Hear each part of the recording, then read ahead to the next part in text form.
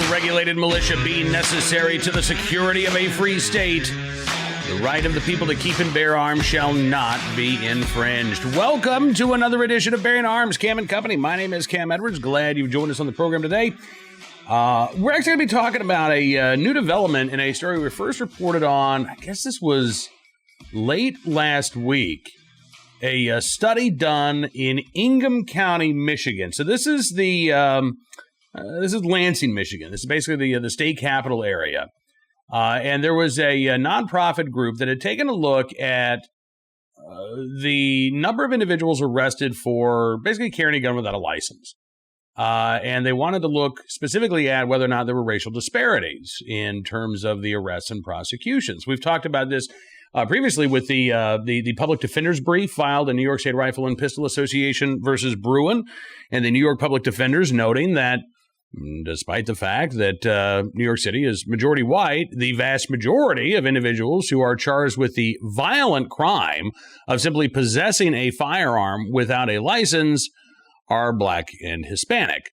Well, as it turns out, this is not limited solely to New York City. No, this is a commonality that we are seeing around the country.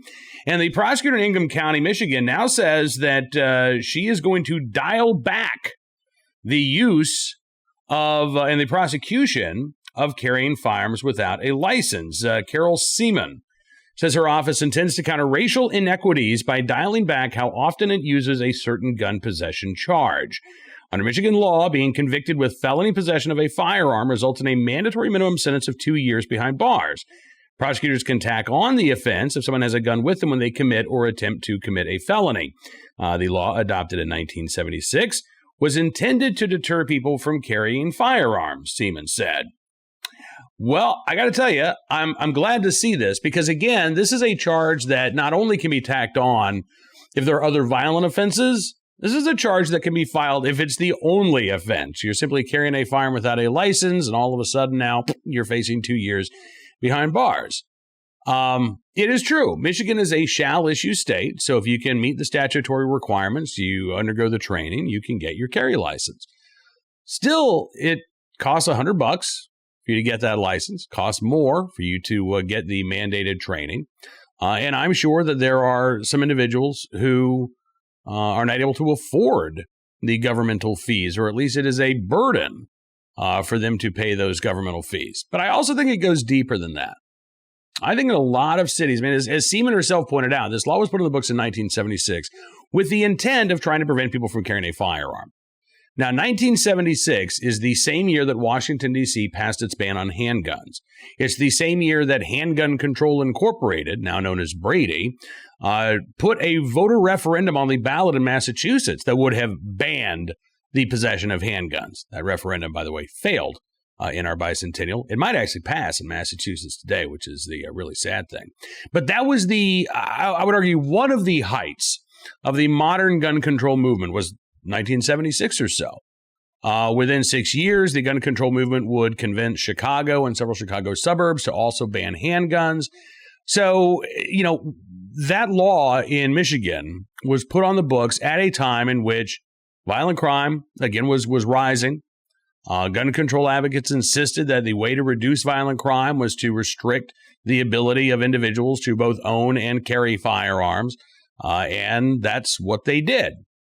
Didn't stop violent crime from going up, however, because, again, the number of violent criminals in any given community far smaller than the body of people who would lawfully and responsibly carry firearms or own them if given the opportunity.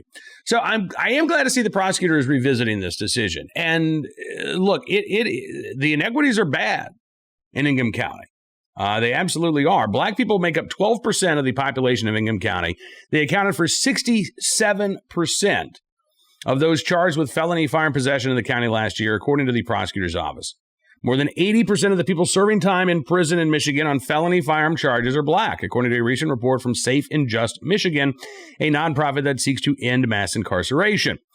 Although Seaman can't stop police from arresting people for firearm possession, she says her office will be more limited in approving the charge. Any use of the charge will need to be okayed by Seaman herself or the county's chief assistant prosecutor, according to that new policy announced on Tuesday. Again, I'm in favor of this. I really am. But it can't stop there. Because, again, I believe that black or white or Hispanic or Asian residents of Democrat-controlled cities have for decades been told gun ownership is bad. We don't want you owning a gun. We're going to do everything we can to prevent you owning a gun. They've made gun ownership taboo. And I truly believe that in order to address these inequities, you have to get rid of that attitude that is still inherent in so many Democratic politicians who are in control of these cities. They need to give up on the idea of trying not only to ban their way to safety, but trying to scold their way to safety by preventing individuals or shaming individuals who want to exercise their Second Amendment rights.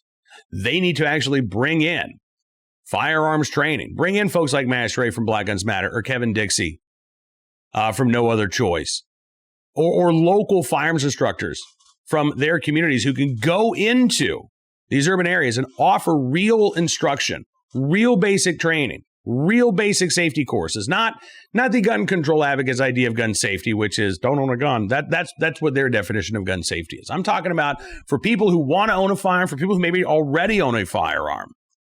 Give them the education and training that typically is not available to them in these urban areas.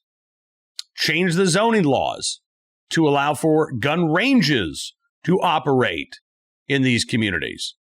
Bring in programs like JROTC, the 4-H shooting sports, so that you can start inculcating a culture of responsible gun ownership at a very young age. That, again, a 180-degree difference from the attitudes that are so prevalent among the politicians in charge of places like Lansing, Michigan. And I know that that's a heavy lift. I know it's not going to be done overnight. I know that these Democratic politicians are going to resist. But if you really want to make these changes and you really want to see positive results, you can't stop just by saying, listen, we're not going to prosecute, the charge of carrying a gun without a license as often. We're going to, only use it when there are underlying violent offenses. Again, that's great. I'm glad to see it. But we've got to go farther than what the prosecutor is doing there in Ingham County, Michigan. And of course, in New York, we actually wrote about this at Bearing Arms earlier today. Prosecutors are actually trying to fast track gun possession cases. Now, they've got a backlog of about 4,000 of them that have developed over the past year and a half. And rather than saying, you know what, it's kind of stupid. I mean, we got the Supreme Court who's even looking at the constitutionality of our gun laws. Maybe we'll just, null pros these cases if they don't involve a underlying violent crime. No. In New York, again, simply carrying a firearm without a license is considered under state law to be a violent crime, punishable by 3.5 to 15 years in prison. Carrying a gun without a license that the average citizen can't get.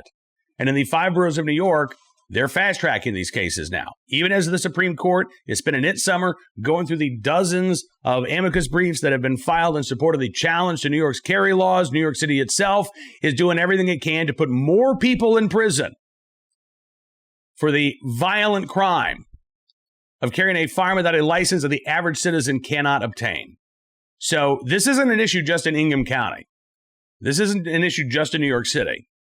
This is an issue, I would argue, that is happening in every city across the country. I just don't think the Democrats are serious about actually addressing the iniquities or the real solutions here.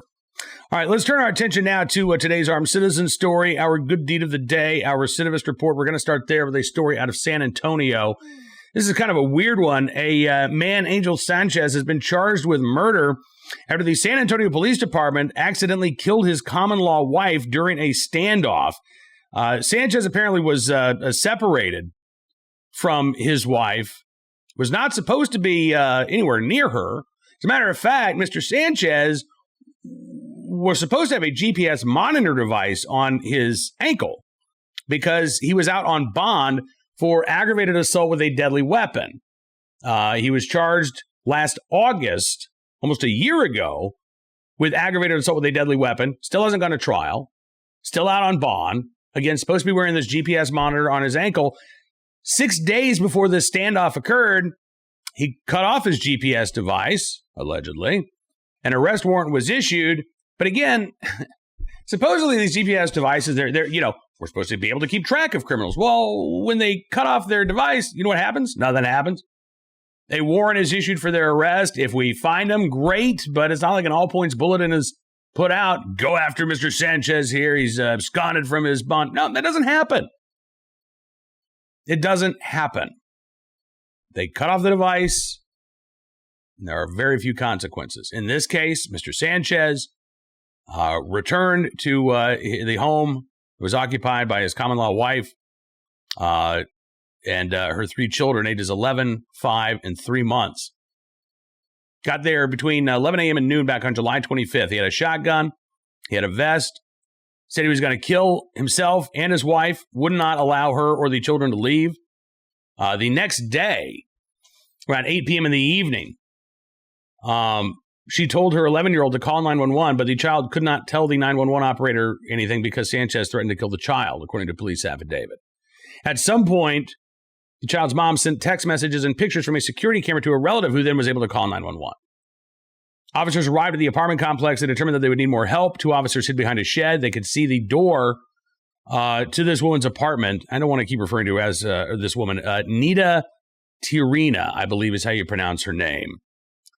And then about an hour after these 2 officers showed up, Sanchez stepped out of the apartment. He pointed the shotgun towards the officers, then went back inside. SWAT team soon arrived after that. Officers positioning themselves on a rooftop, providing a direct line of sight to the apartment door. About 10:45, police advised that Sanchez was, quote, coming outside and wanted to die.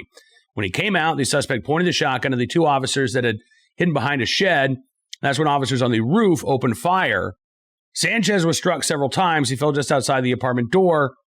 And when officers took him away and secured the children, that's when they found his common-law wife, Nita Tirina, who had been shot and killed as well. The police affidavit says, were it not for the defendant's actions, the police officers would not have fired their weapons. Sanchez apparently is going to recover from his injuries. He's now been charged with 3 counts of aggravated assault on a police officer, in addition to facing those first-degree murder charges. And again, I would argue that given Mr. Sanchez's previous lengthy criminal history, he probably shouldn't have been out on bond to begin with. The fact that he was out on bond for over a year awaiting trial on this aggravated assault with a weapon charge, look, someone's got to answer some questions here. Because the wheels of justice grind slowly. Well, they're not supposed to come to a complete halt. And in this case, there's simply no reason that Angel Sanchez should have been out on the street instead of behind bars awaiting trial. All right, on to today's armed citizen story from the Chicago suburbs, actually. The Chicago Tribune reporting on an attempted burglary of a gun store or a gun range in Oak Forest, Illinois. An employee of the Eagles Sports Range told police that he and 5 other men were in a upstairs area of the business when the power to the business shut off, and employees heard a gunshot outside of the building. So the employee of this gun range goes outside. He sees a man standing in a grassy area nearby. The unknown man then fires 2 or 3 shots at the employee, who then returned fire with a single shot. Again, not sure why you try to shoot at the employee of a gun range, but, you know, not every criminal can be a Mensa member, I suppose. The burglar then ran west along the building, north down a driveway between the range and another business. The employee and other men actually went up on the roof of the building trying to spot the suspect, but they were unsuccessful. When police arrived, they noticed that the west entrance door to the range had sustained damage from a gunshot. So that was the sound that the employees had heard, was a guy trying to shoot his way into the range. The suspect, described only as 5'7" to 5'9" with a thin build, not much of a description, dropped a blue Chicago White Sox cap as he fled the scene. Maybe they can get DNA from the sweatband there. Again, glad to see that the employees of this range are okay. Hopefully, the dumb criminal will soon be caught. Again, I got to think of all of the businesses to burgle in the Chicago area. A suburban gun range, probably the least likely place to hit if you want to get away unharmed as a criminal. Finally today, our good deed of the day. I actually wrote about this a couple days ago at Bearing Arms, but I want to talk about this for a second. Here's the headline. Good Samaritan shot while trying to stop robbery in Oakland's Chinatown. We have seen a number of crimes. We've reported on a number of crimes in Oakland's Chinatown this year, including one instance in which another Good Samaritan fired a shot at a would-be robber who is trying to steal a woman's purse. She's there on the ground. He's assaulted her, trying to yank the bag off her. And this business owner sees what's going on, grabs his legally owned firearm, steps outside, fires a shot at the guy. Guy takes off running. The shop owner's arrested.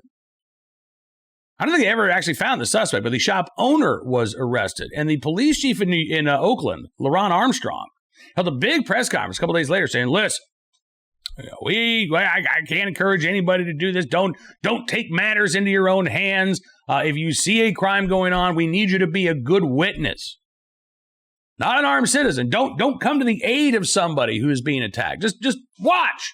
Just stand there and watch. Provide a description. Hopefully something a little bit more specific than, he's 5'7" to 5'9", and he had a slim build.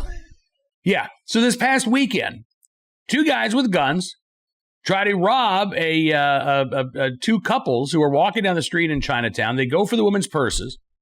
One of the woman's boyfriends stepped up and tried to stop the attack. He was pistol whipped, and that's when another individual identified only as Mr. Lee saw what was going on, ran in, tried to help as well. He was shot twice for his trouble.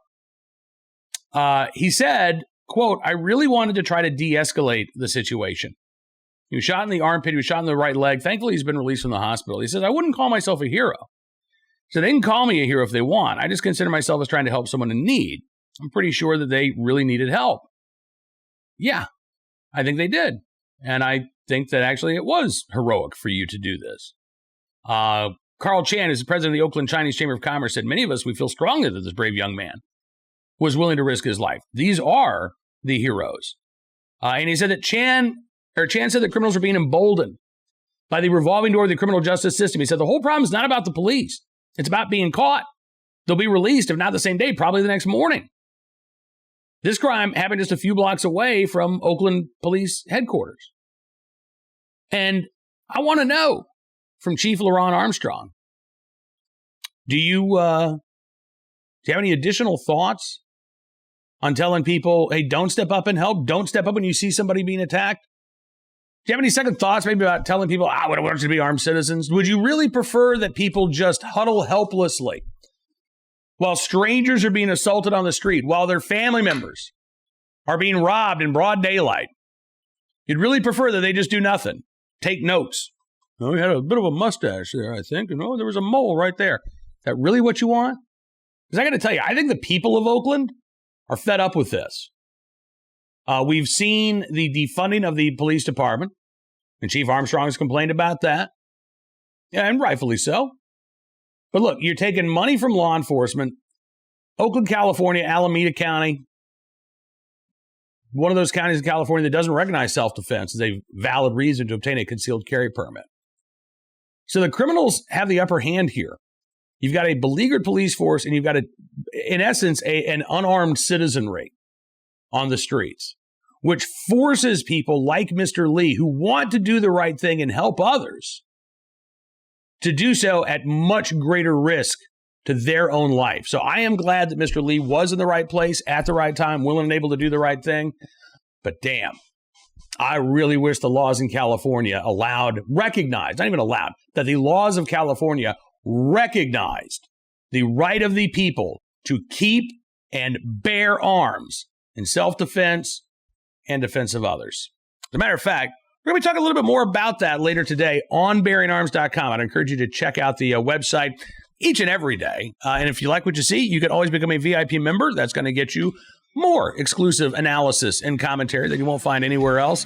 Also help you support programs like this each and every day. So we do thank you for your support. We'll be back tomorrow with more of the latest Second Amendment news and information from all across the nation. But until then, be well, be safe, and be free.